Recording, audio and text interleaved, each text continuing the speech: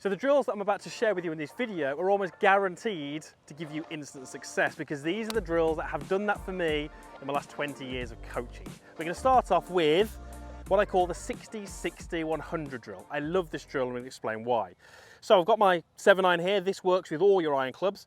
And the idea would be you take a setup to the golf ball and you feel like you set up with 60% of your pressure on your lead side. That's my left side. That's our starting point. When I get to the top of the backswing, I want to imagine that I've still got 60% of my weight on my lead side.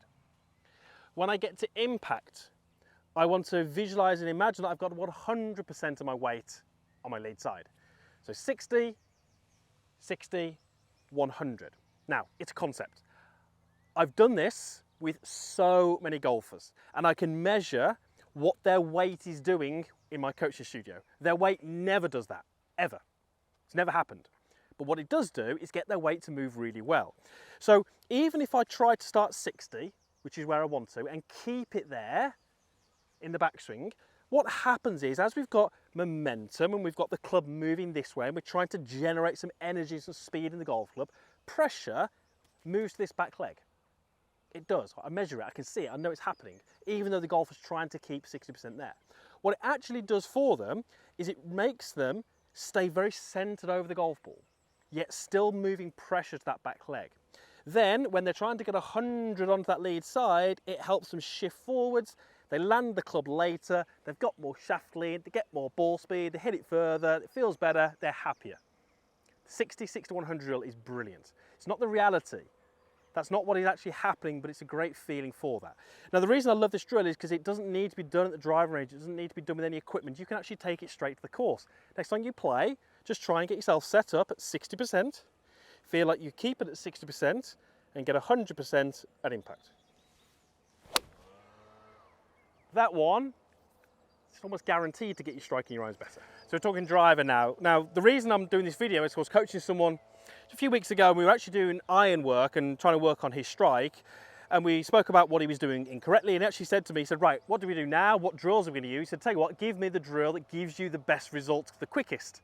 And it got me thinking, that would be a great video. What are the drills that I've used over the last 20 years which have always given me the best results? And probably more importantly for you, have always given me the quickest results. Well, that first one is definitely one of those. So the Moe Norman drill is my go-to drill with the driver. This is going to help with anybody hitting down on the ball, probably a few of you out there, and anybody hitting across the ball. Probably more of you out there. Probably quite a few of you do both. So the Moe Norman drill, we take a normal address with our driver to the golf ball, and we leave the club head on the ground, but we use our upper body to rotate, actually start with the golf club some maybe 2 feet back from the ball, kind of opposite that back foot. And what we do is we start our golf swing from here. Now, we know that the golf club kind of traces this big circle around our body. If you're struggling with a driver, it's the club that many do, that circle is very often twisted to the left in this direction. What that does, it means that many golfers cut across the ball, many golfers hit down, we don't maximize distance, and we often have these big wayward drives off to the right with lots of curve. This little setup here kind of presets that circle that it's more in this position. And when we preset it more aimed out to the right, we start to make a swing where the path is more neutral. That's really going to help. And it starts to mean that we hit more up on the ball. Well, that's going to help with distance. So by one tiny little change, we can straighten out your drives and give more distance. Now, I'll tell you what happens normally when I do this with the students. We do this in the lesson bay, and I guarantee it within 5 or 10 minutes, they're saying to me, can I do this on the golf course? Because it's working really, really well. And I say, absolutely, there's no reason why you can't do this on the golf course. I would probably start in practice, but if it's giving you great results, and I'm kind of guaranteeing it will, there's no reason why you can't do it on the golf course. So if you're a slicer, if you know that you hit down on the golf ball, try the Moe Norman drill. You take a normal setup, you scrape the club along the ground, you start your golf swings from there and give it a hit.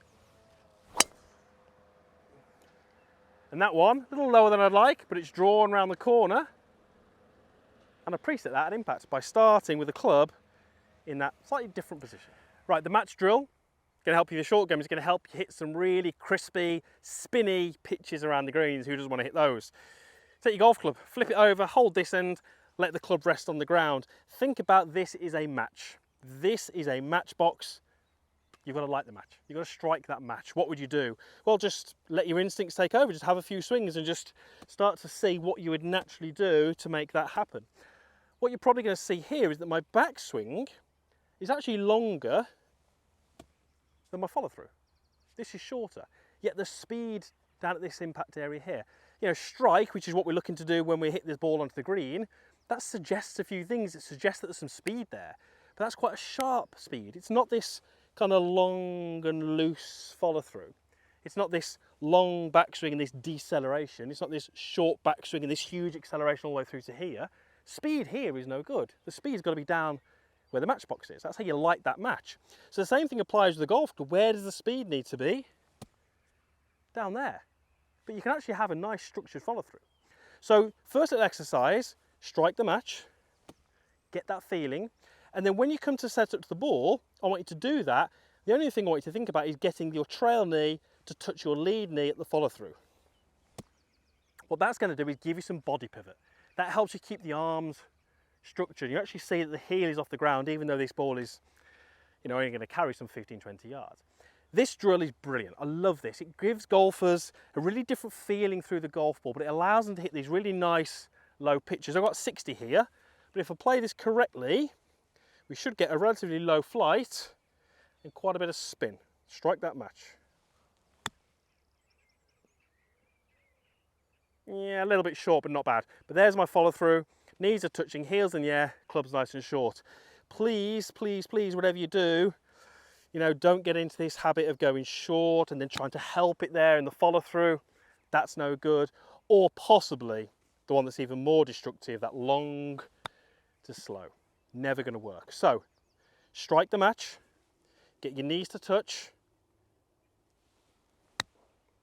really low, spinny shots are going to happen from there. And finally, the drill that gives me great results when it comes to ball flight and direction, taking curve off the golf ball, is what I call the mountain move. I'm going to use this little pointer here to help me. It's going to sit on the club face. It's going to show me kind of where that club points during the dowsing. Now, when we get to this position here, if that club face points up towards the sky, you're going to struggle. That's an open club face. We see it really commonly. You will struggle from there. Now, lots of golfers are from the top. They kind of know that they're coming over the top. They know that they're steep. They know that's a trait of their golf swing, and you might be sitting here thinking, yeah, Chris, I know that's my trait. But very often, when they work towards kind of shallowing the golf club, so moving it more down in this way, look what happens. Club gets way open. Club face points up towards the sky. So whilst that might be a slightly better downswing shape in terms of the club shaft, club face is way open, and they make that move and suddenly start hitting the ball off the planet on the right. What do they do after that? Well, they just go back to what they're doing before because it's actually a little bit more predictable. So here's the mountain move, and I call it the mountain move because a mountain is effectively that kind of almost that pointing shape. It's an upside V. And this is the concept I would have them do. Now, this is a concept because when you see the movement, it's not actually going to happen. But from the top, what I'm looking for them to do is move the club head down in this direction. That's one side of the mountain. So kind of pointing down here behind my heels. But as I do that, I'm trying to take that pointer and have it point down in here. So you can see how that pointer points down in this direction. There's my mountain, okay? It's a concept. It's just something to think about over the golf ball. And whilst that might sound silly, think about it. You set up to the golf ball, you're looking at the golf ball, you can't see your golf swing. You can't video it and watch it back. All you've got, when you stand over the golf ball, you've got a concept, you've got an idea, you've got something you're trying to think about. If we can put the right thoughts inside of your mind and get you to conceptualize the golf swing correctly, good things are going to happen. So what I'm trying to do from the top is I'm trying to move my club head down behind me. That's one side of the mountain. But as I do that, I'm trying to point the club face down to create the other side of the mountain. So it's the mountain move. We go up and we create our mountain. Now, as you can see, when I actually do it, I don't get that move. I don't get that sort of V shape that's upside down, but it doesn't matter because it's still the ideas that I've got within my mind are really helping me. I guarantee just that thought will get you into a superb delivery position where the club face is under control and the club shaft is in a good position. So common to see this. That's what this is going to get rid of. So from the top, club head and club face, there's the mounting move. Go ahead and clip it. And that's going to give you some really solid strikes and some pretty straight golf shots as well. So those are the drills that for me kind of always give me good results when coaching.